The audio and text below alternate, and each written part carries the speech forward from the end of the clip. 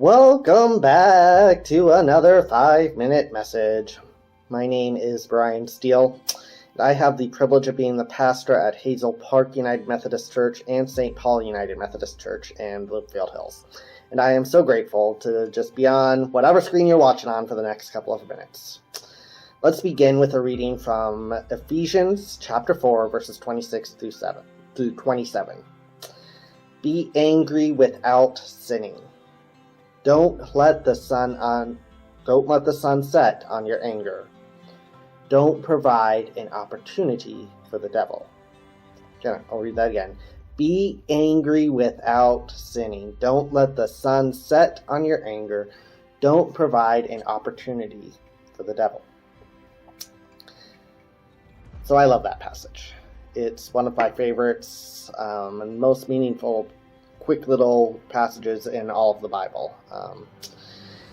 And this might offend all you Midwestern nice folks. And I'm guessing you're not going to tell me if I offend you because that wouldn't be considered nice. But this passage implies that we should get angry.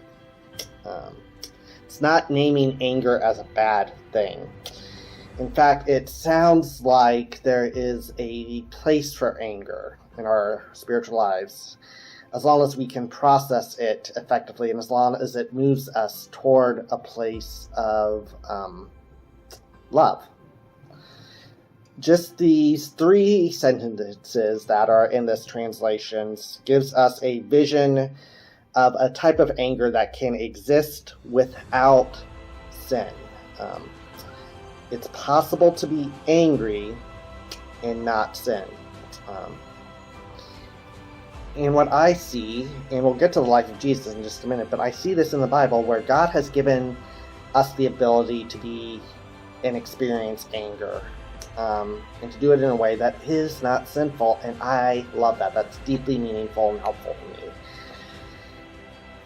And then, on the other side, that leads us to this deadly sin of wrath. Wrath is letting our anger become sinful. So what does it look like to experience anger without slipping into that wrath? Well, here's where the Jesus part comes in. One of the best examples of being angry without wrath is Jesus in the temple.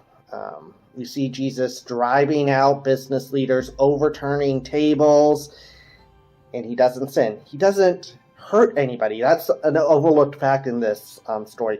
He does not physically harm a person, and yet he's really angry. He's not okay with what's going on, and he needs that to be known. And for us people of faith in the world, we should not be okay with the injustices we see going on in the world either. We are called to be people of justice, and injustice should make us be angry, because that's not the type of world God desires. And it's not okay to let that anger drive us to revenge. Because revenge and wrath, it's really more self-serving, even self-righteous, than it is focused on the real cause of anger, the real cause of justice. I love these quotes from author Garrett Kaiser. I am unable to commit to any Messiah who doesn't knock over tables. And then he goes on to say, smite Jesus on the cheek, and he turns you the other. Slap the dignity of the house of prayer, however, and he turns over a table. According to the Gospel of John, Jesus did what he did in the temple because he was consumed with passion for God's house.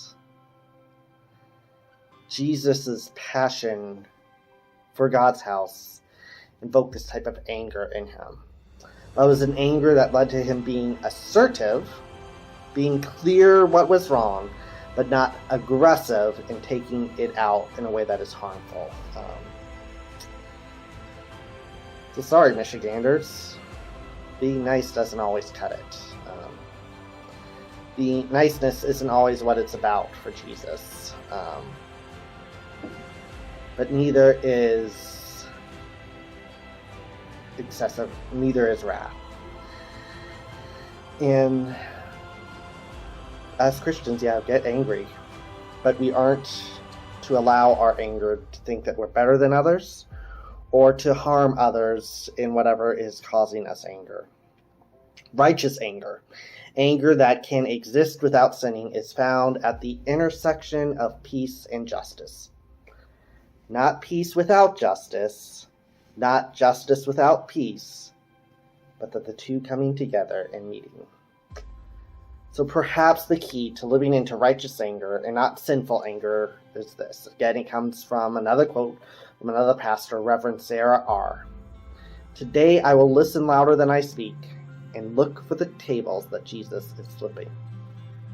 Listen, observe, then see where Jesus calls us to. So go out, listen, learn, turn over the tables Jesus is calling you to. Do it assertively, let people hear your voice, but don't do it with aggression in a way that makes people just fear you or tune you out. And don't let the anger consume you. Let it move you to a new place, to something where people will experience and see the love of Christ through you. That's how I believe you can experience anger without wrath. So we'll see you next week, friends, with some more 5-minute messages. Be well, know you are loved.